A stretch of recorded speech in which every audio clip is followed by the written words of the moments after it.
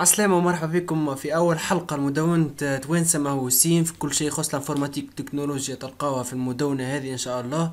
بداية من اليوم أول حلقة باش تتعرضوا العفسة صغيرة، ثم ناس ياسر ناس متعرفهاش باش تسرع الديمارج تاع الويندوز. بالطبيعة ياسر ناس تم تيليشارجي اللي يجي تنستال اللي يجي من لوجيسيال دي جيمز اكسيتيرا.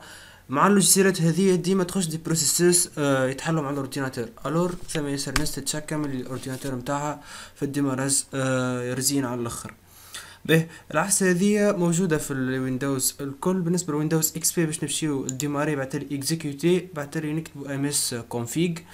بالنسبه للويندوز 7 كيف جست نمشيو سي ام دي تالي نكتبو هوني ام اس config config انتري باش تجينا فيناتر فيها جنرال ديماري سيرفيس ديماراج اوتيل. احنا حاجتنا بالديماراج.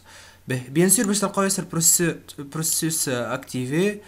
هوني كلها البروسيس هذه كلها ليليمون هذه دو ديماراج كلها تتحل كي يتحل الاورديناتور. الور بوسكو انا سايد ديجا ديزاكتيفي باش ديماراج اسرع مخلي كان لافاس انتي فيروس. انتوما باش تلقاوها الاكثريه اكتيفي. الور يتمشيو ان بارون تنحيوها اللي حاجتك بيه تخليه اللي حاجتك بيه تنحيه او بيان ديزاكتيفي تو. بيان سور لافاس مش باش ديزاكتيفي بويسكو ان لوجيسيال سيكوريتي. به كي كليكو ابليكي بعتلي اوكي. نمشيو نعملو ريديماراج للاورديناتور. تحسوا الديماراج تسرع شويه. نعرف اللي برشا ناس تعرفها الفازة هذه اموا ثم ناس ما تعرفش.